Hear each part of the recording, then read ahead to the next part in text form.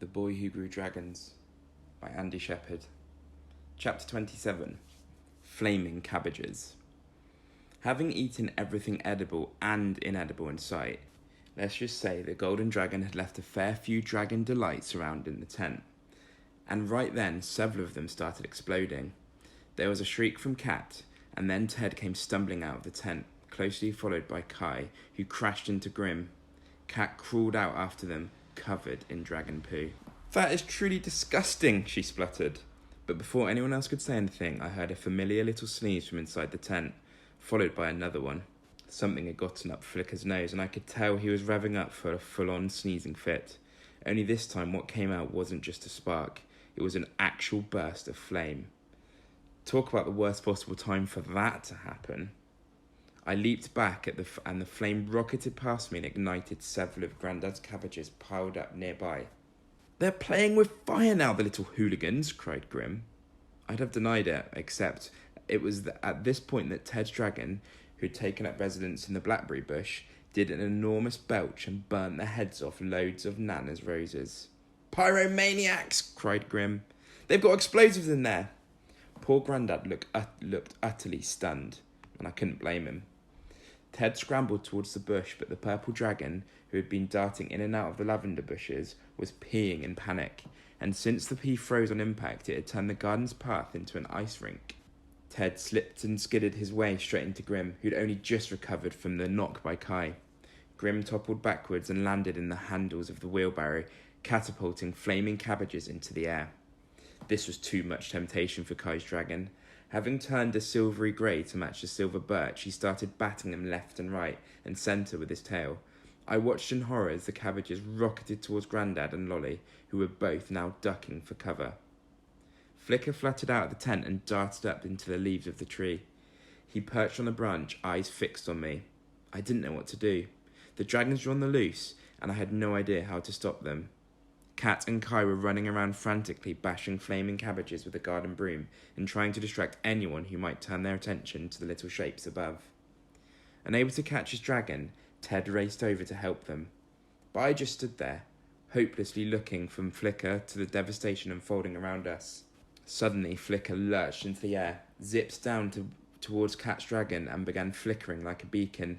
It caught the purple dragon's attention, and with Flicker leading the way, zipped back into the tent.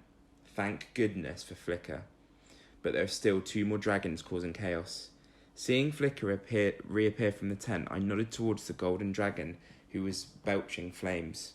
Maybe if we worked together we could do this. I grabbed a marshmallow from my pocket and threw it into the air towards Flicker, gesturing at the golden dragon again. Quick as a flash, Flicker caught it and dangled some of it from its claws like bait as he waved it in front of Ted's dragon. It was tempting enough to persuade the dragon back into the tent. Now for Kai's super stealth dragon. It seemed like this one was even keener to stay hidden than the others. Maybe if I could force him out into the open where he would have had nothing to hide against, he would take cover in the tent. I waggled a leafy branch up at the tree where I could just make out his little dragon shape. I nudged him from his camouflage, and as he flew out, Flicker released an arc of sparks, herding him towards the tent like a sheepdog. I watched as the dragon turned the same dark blue as the tent, and then finally zipped inside. We'd done it! But if I thought it was all over, I was wrong. As Grim struggled to get to his feet on the icy path, the tent began to rise up into the air. It swung from side to side like some kind of ghost. It was a very strange sight, and Grim obviously thought so too. "What the blazes?" he cried. Grim slid his way along the icy path towards the gate like a baby giraffe trying to skate. With his arms and legs windmilling in opposite directions, he fled from the flapping tent. But it billowed after him and chased him out of the garden. I saw a flash of gold as Ted's dragon popped out a bit and bit him on the bum just for good measure. Grim howled, but didn't dare to slow down. As we watched the tent and Grim disappear down the lane, somebody else ran out from the cover of the hedge. "Hey, there's that sneak Liam!" Kai cried. "What's he doing?" Kat asked. He was bent over, clutching his stomach with one hand and shielding his head from the aerial tent attack with the other. "What's he up to now?" Ted said. "I don't know, but I'm glad he wasn't sniffing around earlier," replied Kai. "Me too," I agreed. "But right now we have other things to worry about, like flaming cabbages." Then, as if out of nowhere, black clouds appeared. An eerie light filled the sky. I remembered seeing something like it once before when we were on the ferry to France and a big storm blew over. Everything had turned a strange colour. I looked over to Flicker and he seemed to be glowing especially bright in the stormy light. Suddenly, big fat drops of rain started to fall. With a sigh of relief, I saw the small fires starting to fizzle out. Bad dragon, Lolly gabbled, jabbing a chubby finger towards the disappearing Grim. What's she saying? Grandad asked, looking bewildered. He was still crouched over her, shielding them both with his arms, unsure if the threat of flying fiery cabbages had truly passed. Bad what? Badger, I sputtered. Badger! She's saying she saw a badger over there. I pointed away from the dragons. You were right all along. It must have been badgers causing all this chaos in Grim's garden.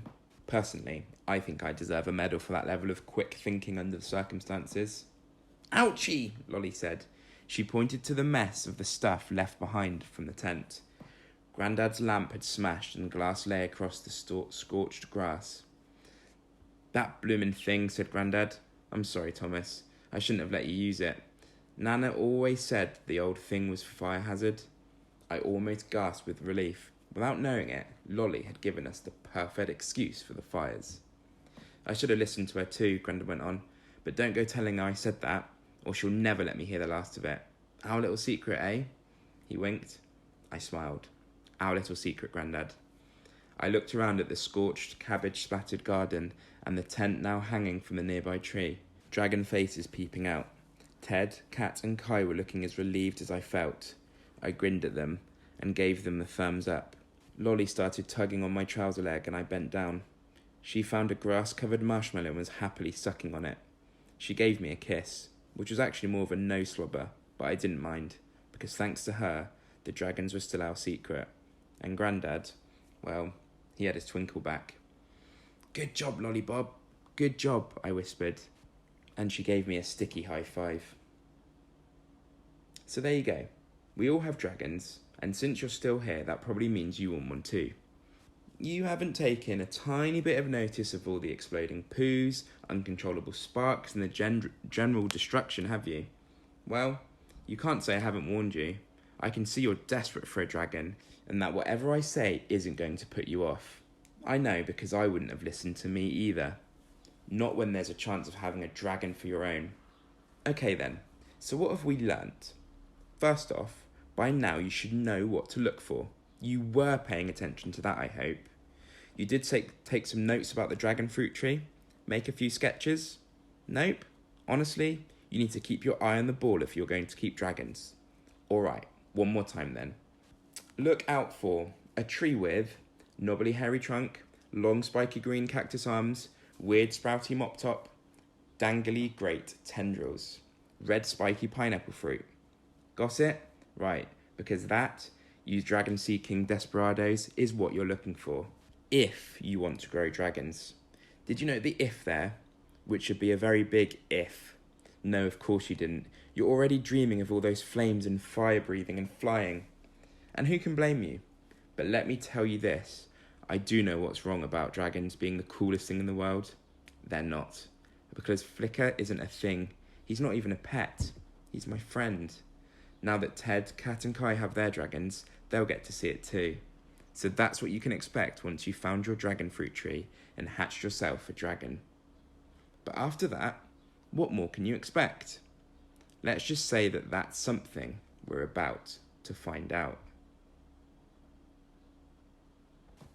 And that is the end of The Boy Who Grew Dragons by Andy Shepherd. What an amazing book, and I hope you really, really enjoyed it. As always, I hope you're having a lovely summer, and I'll see you in a couple of weeks. See you later on.